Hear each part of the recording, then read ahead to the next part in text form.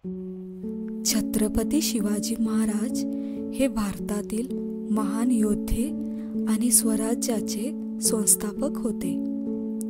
त्यांचा जन्म 19 फेब्रुवारी 1630 रोजी शिवनेरी किल्ल्यावर झाला.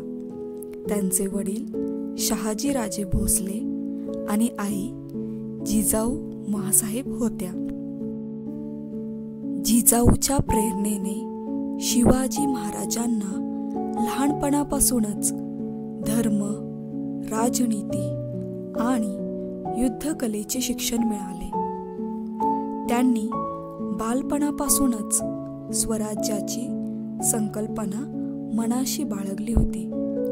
मुघल आणि आदिलशाही यांच्या जुलमाला उत्तर देण्यासाठी त्यांनी स्वराज्य स्थापनेची शपथ घेतली. 1645 मध्ये तोरणा किल्ला जिंकून त्यांनी स्वराज्य स्थापनेचा प्रारंभ केला. त्यानंतर राजगड, सिंहगड, प्रतापगड यासारखे अनेक किल्ले त्यांनी आपल्या ताब्यात घेतले. शिवाजी महाराजांनी गनिमी काव्याचा प्रभावी वापर करून शत्रूवर विजय मिळवला. कमी सैन्यासह त्यांनी मोठ्या सैन्याशी लढत विजय संपादन केला. त्यांच्या आरामाराने समुद्रावरही वर्चस्व मिळवले.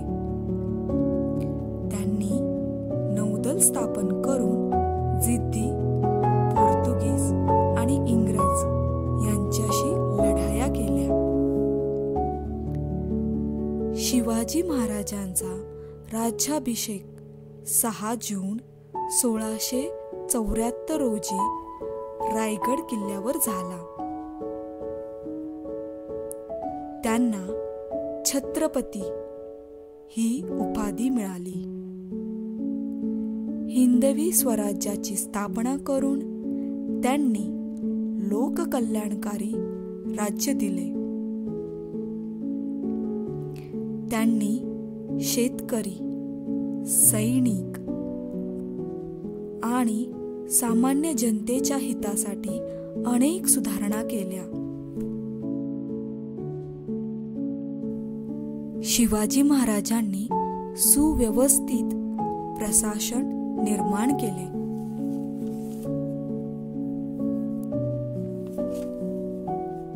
त्यांनी हिंदू आणि मुस्लिम दोघांनाही समान न्याय दिला. त्यांच्या राज्यात स्त्रियांना विशेष सन्मान होता. त्यांच्या कारभारात भ्रष्टाचारास थारा नव्हता.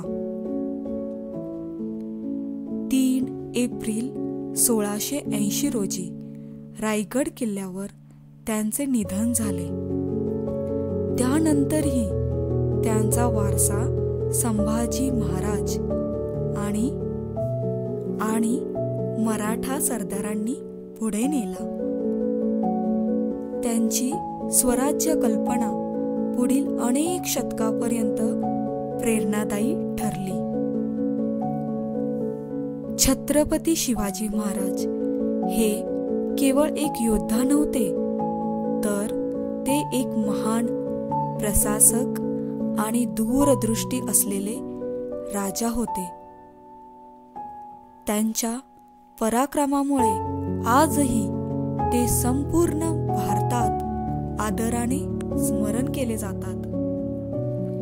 त्यांचे जीवन हे प्रत्येक पिढीसाठी प्रेरणादायी आहे.